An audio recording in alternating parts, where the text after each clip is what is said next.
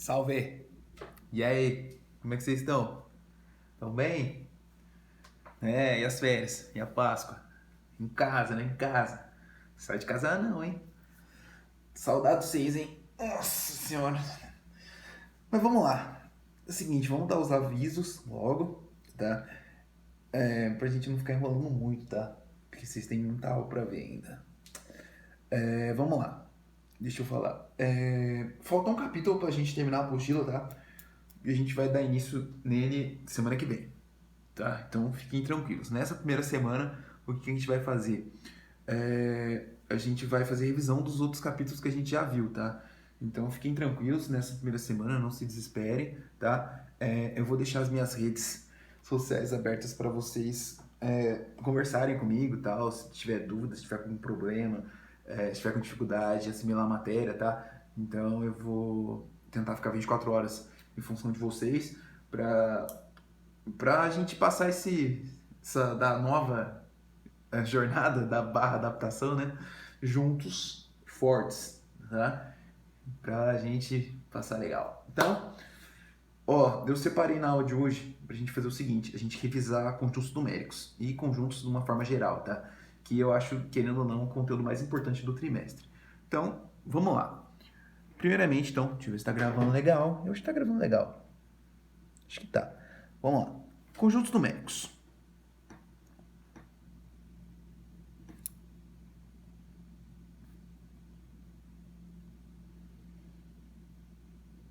Não liga pra letra não, que letra bonita não tá tendo não. Nossa. Então, olha só. Quais são os conjuntos numéricos que a gente já viu desde o sexto ano e foi aprimorando durante os anos? Conjunto dos números naturais.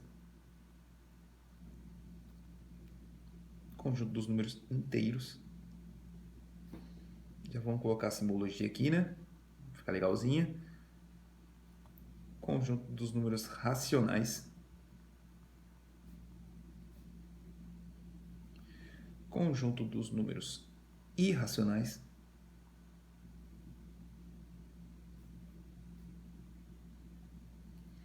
Conjunto dos números reais. Conjunto dos números imaginários.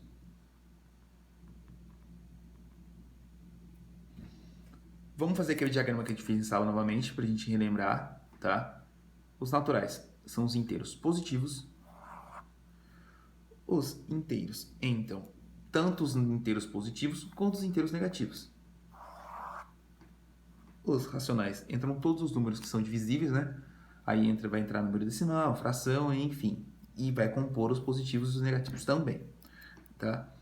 Aí os irracionais, a gente lembra que a gente falou que era meio que uma verruga, porque são alguns números, né? São aqueles números que não são divisíveis, como uma raiz de número primo, como uma dízima periódica e tal, como uma constante física ou química, tal, matemática, que a gente já viu como π e outras que a gente vai ver esse ano, tá?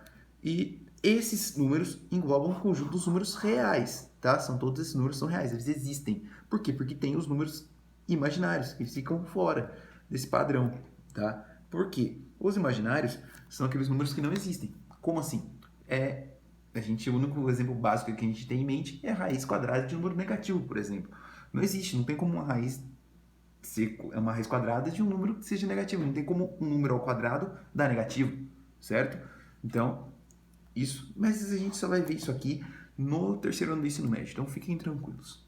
Então, essa é a primeira introdução de conjuntos numéricos. Aí, o que a gente vai fazer? A gente vai entrar em conjuntos no modo geral, tá? Algumas relações básicas de conjunto que a gente tem que relembrar e sempre guardar, tá? No bolso, porque é muito importante. Quais são elas, tá? O que eu acho importante, primeiramente, a relação de pertinência, por exemplo. Então, relações. Relação de pertinência. Pertinência. Quase errei. Que é aquele símbolo do pertence e não pertence. Mas como é que eu sei o que é isso? Porque vai ter umas diferenças agora. O que eu tinha falado em sala? Falou em pertence e não pertence, estou falando de elementos. tá? Eu estou me referindo diretamente a elementos. Então, vamos supor, eu vou dar um conjunto A aqui, com, sei lá, 1, 3 e 5, por exemplo. Tem 3 elementos dentro desse conjunto, correto? A gente pode falar assim do 3, por exemplo. O 3 pertence ao conjunto A, porque ele está dentro, tá? Então, estou me referindo ao elemento 3, tá? Ele pertence ao conjunto A, certo? E eu posso falar, vamos supor, um 7. Eu vou pegar um outro conjunto e vou colocar, sei lá, 2, 7 e 4, por exemplo. O 7, ele pertence a quem? Ele pertence ao B, correto? Corretíssimo. Mas o 7 não pertence ao A. Tá? Deu para entender? Então, a diferença de pertinência é isso. Por quê? Porque a gente vai ter a parte do contido e o não contido. Contido e o não contido. Não é um C, tá? É como se fosse um C mais achatado. Então, um Czinho, parecendo um Uzinho assim, meio assim, ó. Para não parecer um C, tá? Mais achatadinho. Quando eu estou me referindo a isso, estou me referindo diretamente a conjuntos, tá? Eu não estou me referindo mais a termos. É quando tem um conjunto dentro do outro conjunto, tá? Então, posso dar um exemplo de um conjunto, sei lá, B aqui, entre, sei lá, 7, 9 e, sei lá, 8. E um conjunto E, somente o 9. O que está aparecendo aqui, tá? O que está querendo dizer aqui? Está querendo dizer que o E, ó, não está dentro do D? Tá. Então, quer dizer que o E está contido em D. Tá? Ah, então, exatamente o que a gente falou. Um está dentro do outro. Daí, tem uma relação que é o contrário, que é o contém e o não contém. Mas como assim? Tem o contido e o não contido, e tem o contém e o não contém, que é o contrário. O E está contido no D, correto? E o D? O D contém o E. Contém algo dentro, contém o E dentro, tá? É o contrário. Ih, escrevi errado. Mas, ó. Então a gente escreve novamente. É ao vivo, né? Ao vivo. Faz o Czinho ao contrário. O D contém E. O E está contido no D e o D contém E. Deu para entender? Tem o contido, que é nessa posição, e o contém e o não contém. Então vamos dar um outro exemplo para a gente fixar essa ideia. Pegar um outro conjunto A, então, J. 7, 5 e 12. Lembre-se que a gente já passou em CRC que não precisa ter a ordem numérica, né? A gente está contando em elementos. E um M, 12. O M não está dentro do J?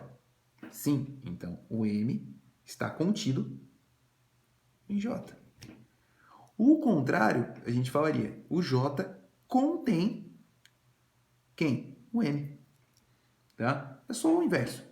Tá? Então, esses são os elementos mais interessantes. Tá? O mais confuso. O que agora a gente vai pegar uns mais fáceis agora? Tá? Conjunto vazio, por exemplo. Conjunto vazio é bem fácil. O próprio nome já nos ajuda. O que é o conjunto vazio? É um conjunto que não tem nada. Tem duas formas da gente enunciar ele. A gente pode pegar a chave e deixar ele assim vazio, ou pegar o elemento e fazer assim.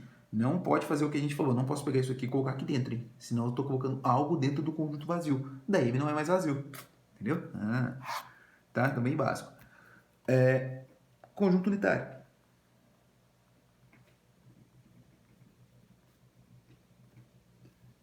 Conjunto unitário, acho que o nome também já diz, né? É um conjunto com um elemento somente. Um elemento. Tá? Um exemplo, sei lá, um outro J aqui, só com um elemento Azinho. Lembre-se, eu falei que é um elemento, não precisa ser número, tá? Ó, o A é um elemento e J, conjunto unitário, certo?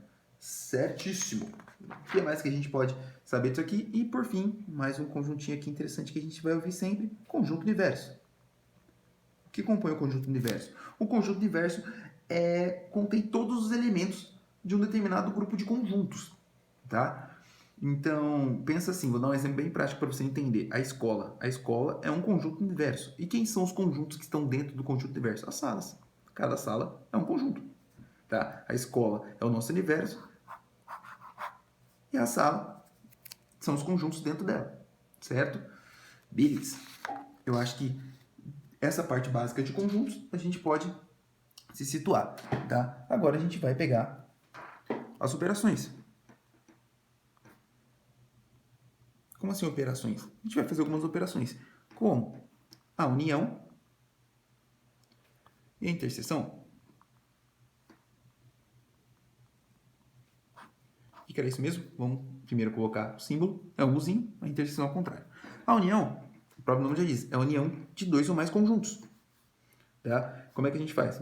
Em vez de a gente situar teoricamente, a gente pode dar o exemplo. 1, 3, 5, por exemplo. E o B, por exemplo, 2, 3 e 4, por exemplo. Daí, como é que vai ficar isso? Se eu fizer A união B, eu vou pegar tudo e juntar. Os que se repetem não vou colocar duas vezes, que é o mesmo elemento, né? Então, 1, 2, 3, 4 e 5. Essa é a união. A interseção é somente os que repetem.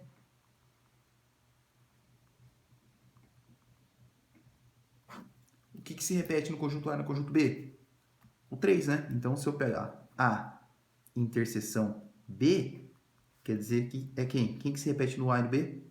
O 3.